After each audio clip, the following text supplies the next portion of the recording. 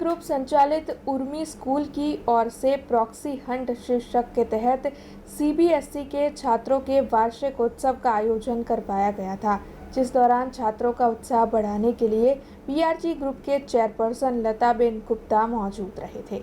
PRG group संचालित Urmi school की ओर से वार्षिक उत्सव का आयोजन करवाया गया था। प्रॉक्सी हंट शीर्षक के तहत सीबीएसई के छात्रों का वार्षिक उत्सव आयोजित हुआ था।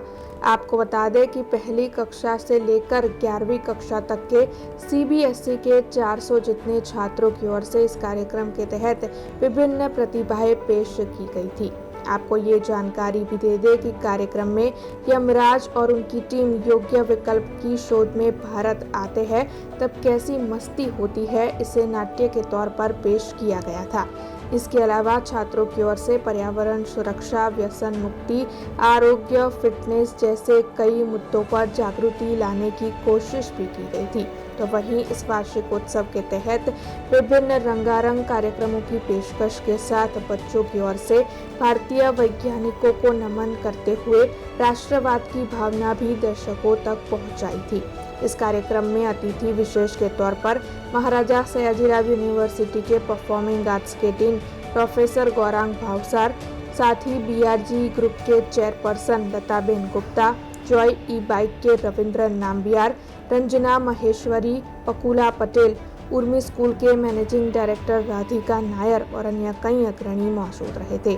बच्चों का उत्साह बढ़ाने के लिए अभिभावक भी पहुंचे थे। जी बेन, कई स्कूल છે અને કઈ સ્કૂલ દ્વારા આજે સાનો કાર્યક્રમ આયોજન કરવામાં આવ્યો હતો? કોણ ચીફ ગેસ્ટમાં આવ્યા હતા અને શાના કારણે આ કાર્યક્રમ આવ્યો? નમસ્તે। પહેલા તો બીઆરજી ગ્રુપ સંચાલિત ઉર્મી સ્કૂલનો આ વાર્ષિક ઉત્સવ હતો, જેને અમે સીબીએસઈનું એન્યુઅલ ફંક્શન 2023 કહીએ છીએ।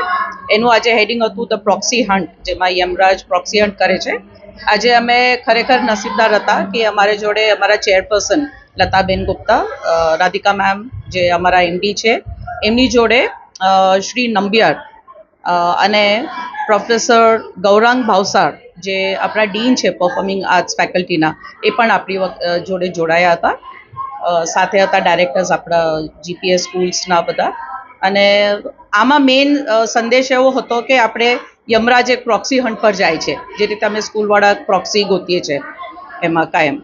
તો કંઈ નહીં, થોડું હ્યુમરસ અકાઉન્ટ હતું એ રીતે કે છોકરાઓને પણ મજા પડે એ રીતે, પણ એની સાથે સાથે જે મેસેજ હતો છોકરાઓ માટે એ પણ હતો કે શિક્ષણ ક્ષેત્ર જે છે એમાં કેટલું મહત્ત્વ છે ટીચર્સનું।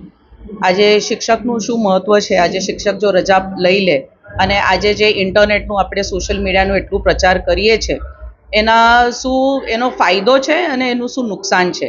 જે રીતે કદાચ હું એવું કહું કે છોકરાઓને આજે એનું ભાન થયું હશે વધારે, કે ઇમ્પોર્ટન્સ જણાવ્યું હશે કે એક શિક્ષકનું આજે શું મહત્ત્વ છે।